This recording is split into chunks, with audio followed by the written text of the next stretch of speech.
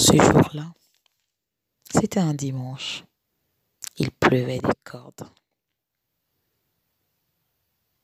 La sonnerie sonna, sonna, sonna, non plus finir. Ils étaient au nombre de 10. Ces soi-disant amis de mon mari, ils étaient au nombre de 5. Et les 5 avaient passé le mot à un de leurs amis. Du coup, ils étaient 10. Celui qui m'avait offert le Range Rover était un homme de gouvernement. Il avait l'habitude. Il n'est pas venu ce soir-là. Il m'avait appelé et il m'avait dit de garder la voiture, que ce n'était rien, que j'étais une femme d'honneur, que s'il n'avait pas été marié, il m'aurait prise pour femme. Parce qu'il avait compris en réalité quel genre de femme j'étais. Parce qu'à lui, je ne lui ai fait aucune vidéo. J'ai discuté avec lui. Je lui ai expliqué pourquoi je faisais ça. Je lui ai expliqué l'humiliation que j'ai subie de mon mari, à qui j'avais raconté ma vie. En réalité, cette personne-là était la seule vraie personne qui connaissait vraiment mon histoire et qui savait que ce n'était pas un complot entre mon homme et moi, mais que j'étais en train de me venger de l'humiliation que j'avais subie. Et sans le vouloir par ricochet, c'est retombé sur lui. Il m'avait appelé et il m'avait dit que je sais ce qui se passe chez toi. Mais s'il te plaît, ne cite pas mon nom. Je lui ai dit, je ne citerai jamais ton nom. Je ne te connais pas. Je ne t'ai jamais vu. Personne ne saura que c'est toi qui m'as offert cette Range Rover. Parce qu'au final, je vais envoyer mon petit frère, un jeune homme lambda, qui était parti avec lui, avec mes papiers. Et personne. Et lui, il avait envoyé une autre personne. On ne s'est jamais croisé en dehors de chez moi. Donc ils étaient 9. Dans mon salon, j'avais fait à manger. J'avais porté une tenue moulante, au point où je glissais là-dedans comme un sueur. Ils avaient tous les yeux rivés sur moi. Mon homme, il était tout con dans un coin. Je leur ai proposé à boire. Personne ne voulait boire. Ils avaient tous tiré des visages, comme des gens qui s'en allaient en guerre. Mais avec qui étaient-ils en guerre? Étant donné que personne ne voulait manger, personne ne voulait boire, je me servis un bon verre de champagne, du bon champagne du vrai. Et j'avais fait des légumes. Je m'étais servi et je mangeais. Ils étaient tous surpris. Je n'avais pas l'air inquiète. Mon mari paniquait. Parce que lui, je l'avais déjà menacé que s'il ne me suivait pas, je dirais à tout le monde que c'était son plan et qu'il tomberait seul. Parce que j'avais le pouvoir de dire ce que je voulais. Et il savait que ça tomberait sur lui.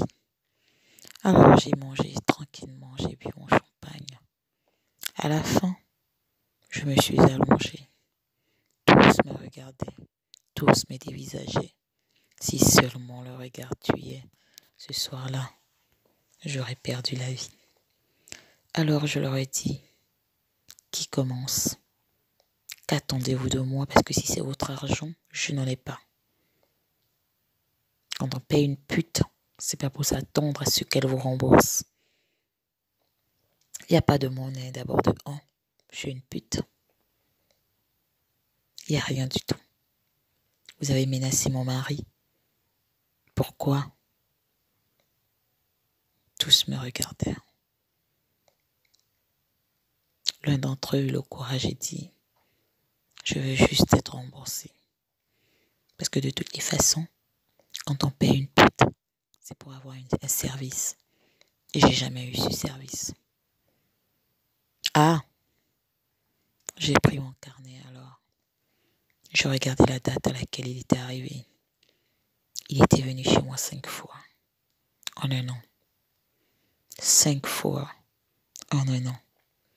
Il n'avait jamais eu le service pour lequel il venait, mais il continuait de payer. Je lui ai dit qu'il était un con, qu'il était un pigeon, qu'il était bête. Et je ne mâchais pas mes mots, je le regardais droit dans les yeux. Tu ne peux pas venir 5 fois payer pour ainsi le même service. Et 5 fois ne pas l'avoir. Ça veut dire que tu es un con. Qui d'autre est venu et n'a pas eu son service? Tous baissèrent la tête. Aucun n'avait eu le service pour lequel ils avaient payé. Mais aucun n'était venu une seule fois. Tous autant qu'ils étaient. Ils étaient venus au moins 5 ou 6 fois. De quel service parlez-vous? Pourquoi vous n'avez pas abandonné? Arrêtez de venir me voir si vous saviez très bien que le service n'était pas fait. Si vous veniez, c'est que vous-même vous trouvez vos comptes. Vous trouvez votre compte en venant ici. Sinon, je n'ai jamais appelé quelqu'un. Je n'ai jamais téléphoné l'un de vous. J'ai tous vos messages. Ah, j'ai quelque chose à vous montrer. J'avais fait une vidéo enchaînée de tous les 9 assis dans mon salon. J'ai mis la vidéo où chacun faisait le chien. Chacun dansait, chacun faisait le striptease. Et je leur ai dit, c'est pour ça que vous venez chez moi. Parce que chez vous, vous n'avez pas la possibilité de vous défouler. Alors ne venez pas dire que vous n'avez pas eu. Que vous avez payé pour le service que vous n'avez pas eu. Vous avez payé pour ça. Et je vous l'ai offert. Vous avez payé pour être libre dans ma maison, dans ma chambre, dans mon salon. De vous comporter comme des chiens, comme des animaux, de danser comme... Ne me faites pas dire ce que je ne veux pas. Mais vous avez eu le service pour lequel vous avez payé. Et c'est la dernière fois que vous menacez encore mon mari. Ah oui, il n'a pas menti lorsqu'il vous a dit que j'avais été une pute. Mais c'était pas dans l'objectif que vous veniez me draguer tout ce temps que vous êtes. Me proposer des sommes exorbitantes à son dos, sur son dos. Et vous me faites passer pour des amis meurtris. Vous êtes lamentable, je dis. La première personne qui me regardera de travers, qui regardera mon mari de travers, si mon mari perd son travail ou que quelque chose l'arrive, vous serez publié. Et j'ai toutes nos conversations. Je mettrai tout dans tous les réseaux sociaux qui existent. Et je traduirai même en mandarin s'il le faut. Tentez, vous verrez. Maintenant, sortez de chez moi que je ne vous revois plus jamais. Bande d'idiots. Bande de pigeons que vous êtes. Vous avez demandé un service et vous l'avez eu.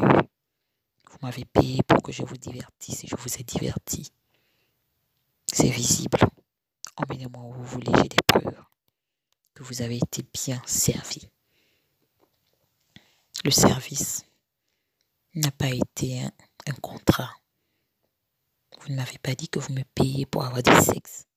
Vous avez dit que vous me payez pour être diverti. Ne vous êtes pas diverti.